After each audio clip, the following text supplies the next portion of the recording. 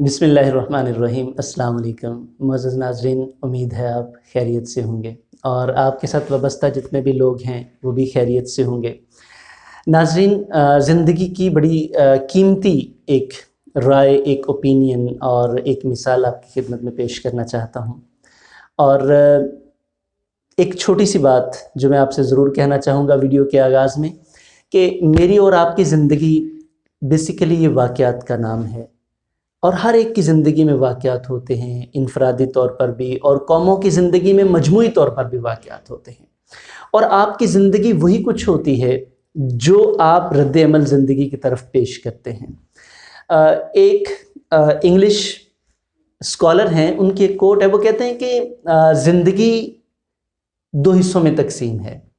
90% ज़िंदगी वो होती है जो आप रद्द-ए-अमल पेश करते हैं ज़िंदगी की तरफ, और 10% ज़िंदगी खुद है, जो कुछ भी है, मतलब अच्छी है बुरी है जो कुछ भी है।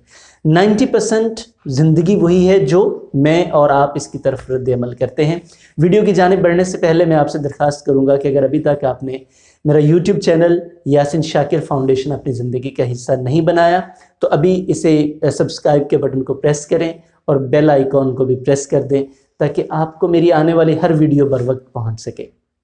तो आइए बढ़ते हैं हम अपनी वीडियो की जानिब। जनाब, ये कुछ इस तरह है कि एक गांव में एक दाना आदमी गांव से बाहर रहते थे। उस गांव में एक ऐसा मुश्किल वक्त आ गया। मुश्किल वक्त ये था कि वहाँ पे कोई कारोबार न रहा, कोई ऐसी बीमारी आ गई कि बेरोज़गारी, गुर्बत और ये मामलात पैदा हो गए।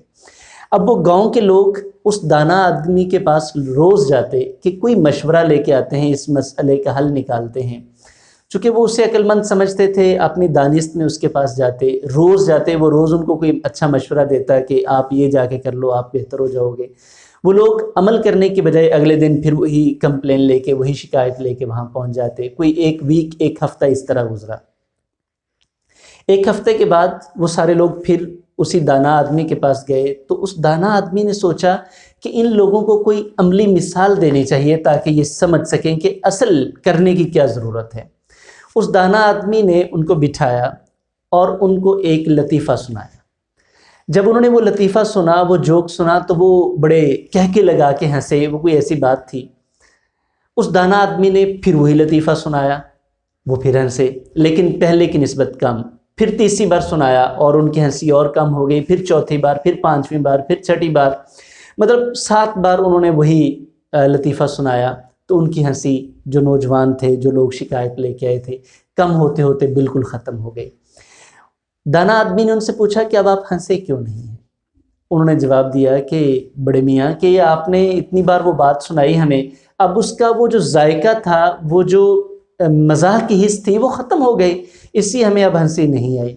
तो उस दाना आदमी ने उनको समझाया कि जनाब, जब एक हंसने वाली बात, एक खुशी वाली बात आपको बार बार अगर वही की जाए तो खुशी नहीं दे सकती, तो एक परेशानी वाली बात आपको बार बार उसी तरह से परेशान क्यों करती है? फिर उन्होंने उनको समझाया कि देखो, गौर करो, अगर आप ये शिकायतें ही करते रहोगे तो आपका मसला कभी हल नहीं होगा। मसाइल अमल करने से हल होते हैं।